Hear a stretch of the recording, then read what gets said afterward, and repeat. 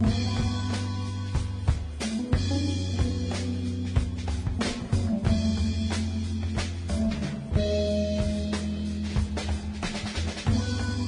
everybody, welcome to the show. It's Anti-War Radio. I'm your host, Scott Horton. And I'm joined on the phone by the great Eric Margolis. He's the author of the book War at the Top of the World and also American Raj, Liberation or Domination. He writes for LouRockwell.com, and you can find his website at ericmargolis.com. That's M-A-R-G-O-L-I-S,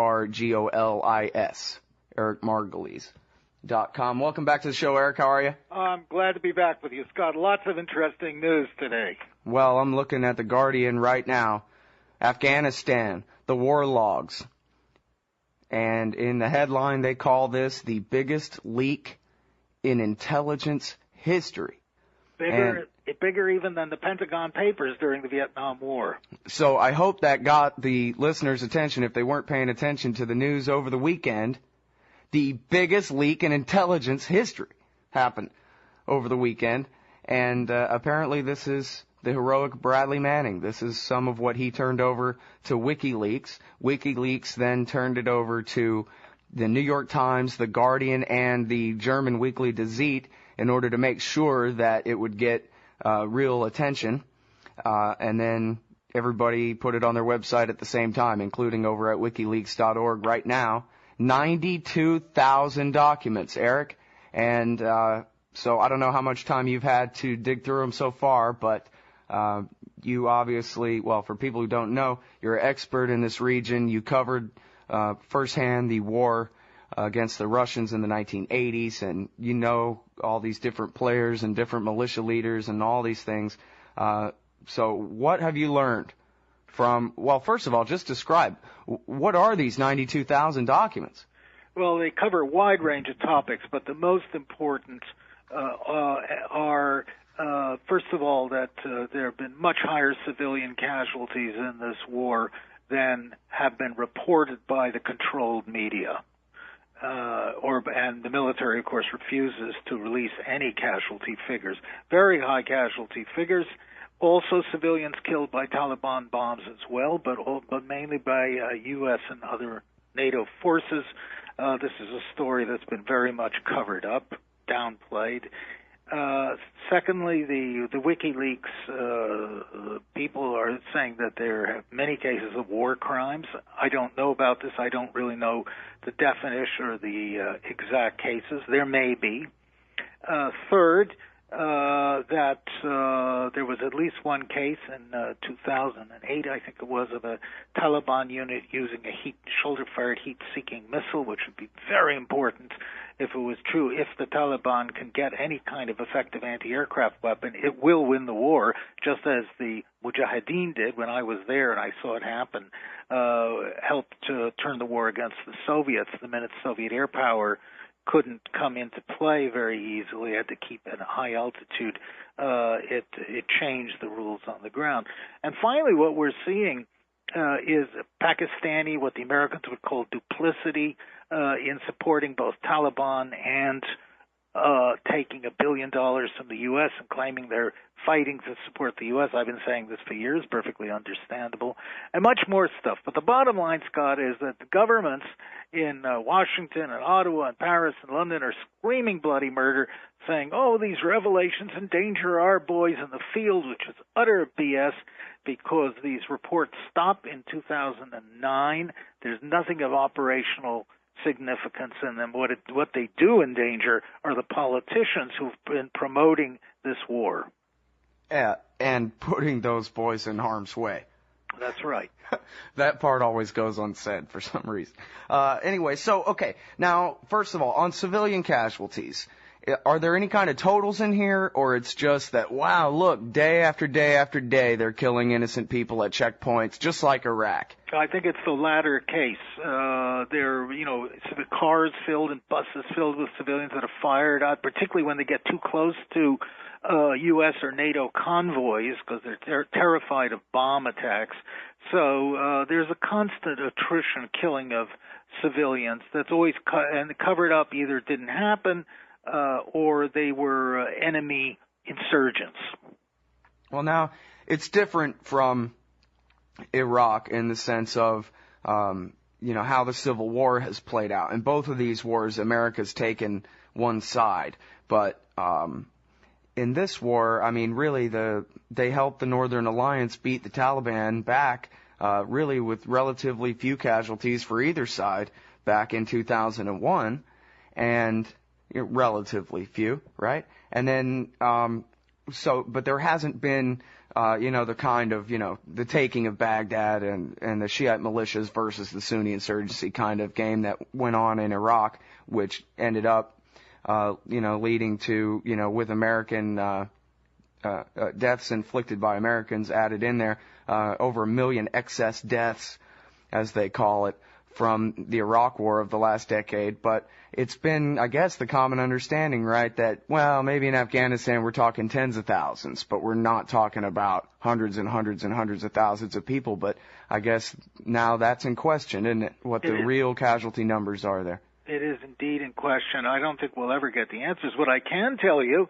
again, I saw it firsthand, is that in the 10 years that the Soviets were occupying Afghanistan, and our American occupation is looking increasingly like the Soviet one, that the Soviets killed at least 1.5 million Afghans. Now, but weren't they just carpet bombing the hell out of them, or not? They were. Any village that helped the Mujahideen would be flattened by bombing, airstrikes, artillery. We're not as savage as that, thank goodness. But this war we're not getting the facts on this war because the military has put it in or sealed off and controlled all the news. So we don't know how much of this is happening.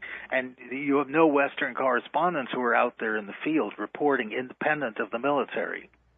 Well, some people would say that that's the cost of doing business, and that's what happens, and hey, that's why they call it war, people die, and after all, we're Americans, and Afghan lives aren't worth the same as ours, and so we don't have to pay attention to that. Most people don't say that out loud, but that's what they think. That's how we're raised to believe in this country, as you know.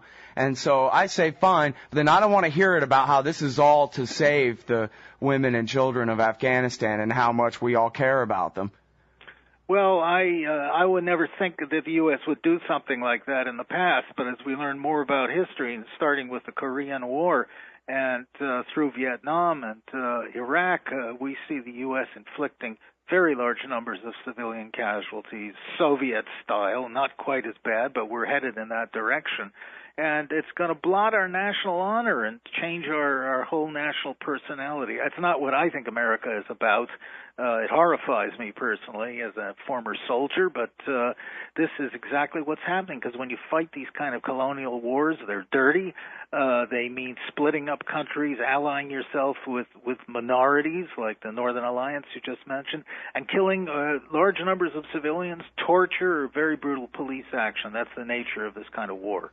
Right, yeah, the torture, I mean, that's one of the biggest parts of it, is the effect that has. I mean, what does that mean? It means in our society from here on, let's say Ron Paul wins the next election, the empire ends. It means we still live in a society with tens of thousands of former Special Forces guys, former CIA guys, former torturers, former kidnappers, former Marines who did God knows what, and it's just, this is the society that we live in, is one where, pretty much that's the only thing we have in common anymore, is that all our fathers all fought in the same wars together.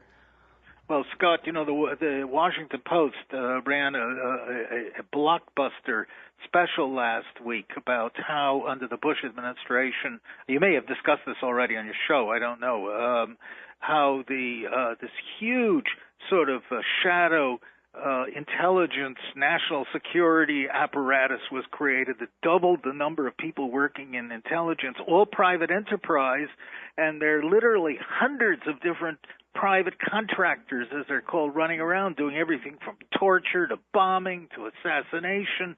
And even the defense secretary said he can't keep track of them all. So, yes, we've created this kind of really scary killer USA. Yeah, indeed. All right, we'll get back right after this break with Eric Margolis. We got a lot more to discuss about the WikiLeaks document dump here. 92,000 documents at the Times, at the Guardian, to Z right now.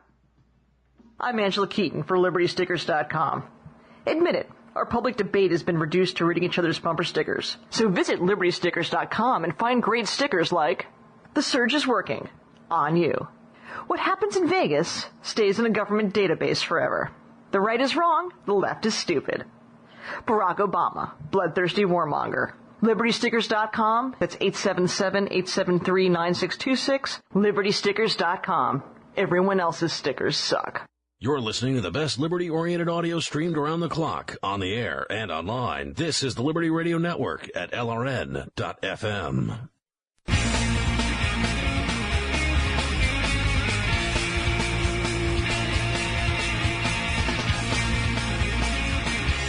All right, y'all, welcome back to the show.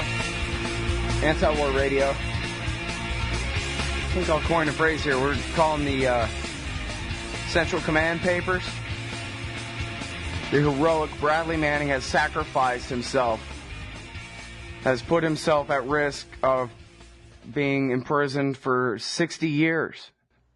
For the rest of his life, basically, until he's 82 years old, if Barack Obama gets his way, which he's likely to, in order to bring you this information. 92,000 documents that he sent to Julian Assange and the rest of the crew at WikiLeaks.org, which has put them all online. The Pentagon Papers of our era. The secret history of the Afghan war. I'm talking with Eric Margolis. He's covered this region for decades. He's the author of War at the Top of the World and American Raj, and he knows a little something about it, and he's been digging through what are being called the Afghanistan war logs. They're at The Guardian, at the New York Times, and at Dazit, as well as WikiLeaks.org right now. Okay, so now let's talk about this. Well, the surface-to-air missile thing. It was just one occasion, That's is correct. your understanding? Yes. Okay, so we don't have really, there's no reason to believe the Russians are secretly supplying their version of the Stinger to these guys to playing that mirror image game here. Not yet. It could have been bought on the open market, too. Yeah, well, but I mean, really good ones of those shoulder-fired missiles are not available really on the open market, are they? And if they are, then that's like the invention of the musket right there. That's the end of the empire right there. Well, that's right. Effective anti-aircraft would end the U.S. occupation of Afghanistan in months. But no, I think it may be just one flash in the pan. Richard Mayberry, back when the Stingers first got in the hands of the Mujahideen back in the 1980s, he said, "That's it, game's up. Game, set, match, Mujahideen win. And, by the way, this is the end of empires. From now on, if ragtag militias can get their hands on these kind of advanced shoulder-fired weapons, then that's it. How are you ever going to occupy anyone again? They got AKs, and now they got missiles. So I guess we'll see." Yeah, that's right. The two things would be a shoulder-fired anti-aircraft missile and a way to disrupt satellite transmissions, because the whole imperial forces are based on satellites, drones, all this kind of stuff goes by satellite communications. It's some cheap disruptor thing from China costing $1.29 could put the kibosh on a lot of our operations. Well, yeah, now I saw one of these headlines. I forget now whether it was part of this massive document dump or it was just something else, but it was about how the generals are always afraid that the Taliban are listening to their cell phone calls. Well, yes, they're doing that. Even the ragheads, as they call them in the U.S. Army, are sometimes capable of doing some modern things. And in fact, I think you're going to see a lot more of this as time goes on. All right, now, apparently, we're just so far ahead of the game here that it's like, it's such a different narrative, what we talk about on this show versus what goes on TV. And then occasionally they catch up and we have a little bit of convergence. Where, for example, now it's in the news here, as you and I have been talking about for years and years on this show, that America's put the Pakistani government, i.e. the Pakistani military, in a very tough spot. Because as you taught me, the Pakistanis, in the event of an atomic war with India, their worst case scenario, they've got to be able to retreat across that Khyber Pass into Afghanistan. That's their strategic backyard. And the Karzai government, the Northern Alliance government that America's installed in power there, is cozy with the Indians. And so they've had to back the Afghan Taliban. At the same time, they're fighting their own Taliban inside Pakistan in order to make sure that Karzai never is able to create that monopoly government, because it's just not in their interest. And so we pay the Pakistanis, and then they pay the Taliban that we're fighting in Afghanistan. Never mind all the protection money that we pay the Taliban to let us drive our trucks through to the bases so that then we can turn around and fight them again. But so now, here's where I'm going with this, is TV is going, oh goodness, look, the Pakistanis, they've betrayed us. They've backstabbed us. And so here they are finally telling the story that you've been telling all this time, and yet they seem to have this spin like, wow, well maybe the Pakistanis are our enemy and we have to do something about this.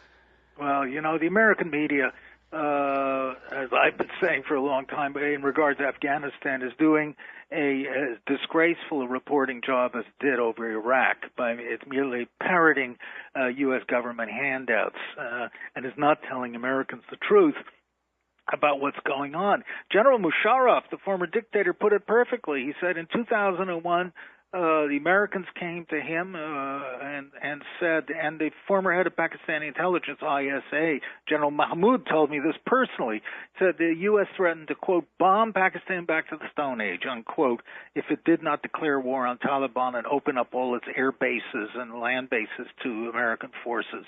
Taliban was Pakistan's creation. It was its ally. As you just so rightfully summarized it, Scott, it was the way of fighting India in Afghanistan, and also the Afghan Communist Party, with which America has become secretly allied in the form of the drug-dealing Northern Alliance.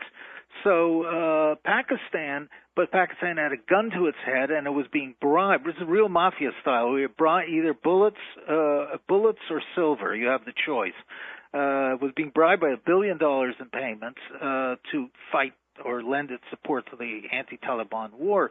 So the Pakistanis took a dual track. They pretended to be fighting Taliban, or did with a minimum of what they had to do, open their ports and airfields, but at the same time quietly keeping links with Taliban alive for the day when they know the U.S. is going to pull out, and the Indians are going to be left there, and the Communist Party will be left there, and Pakistan has to assert its own national interests.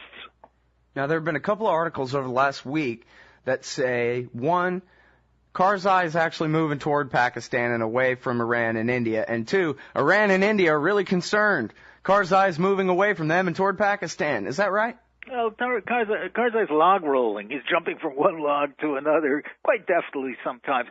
But certainly from what I hear, Washington is on the outs with Karzai. He's proved an ineffective puppet, and he's even been disobedient at times. Bad puppet, as I've written. And Karzai knows that Washington has it in for him. He remembers Diem in Vietnam.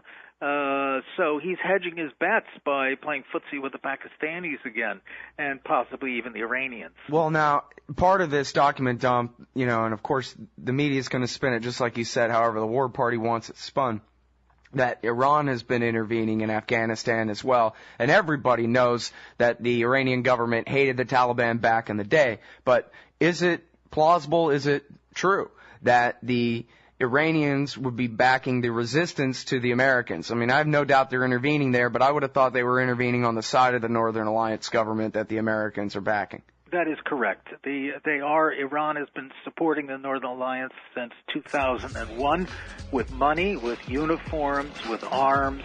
It is no way that Iran is supporting the Taliban or its allies. This is just more propaganda being spread around. Okay, now very quickly, is this going to change anything? The new Pentagon Papers? It should. It should make the American public understand what a sordid war that's being fought and all the lies that they're being told, and I hope it'll start changing some people's attitudes. All right, that's EricMargolis.com. Cheers, Scott.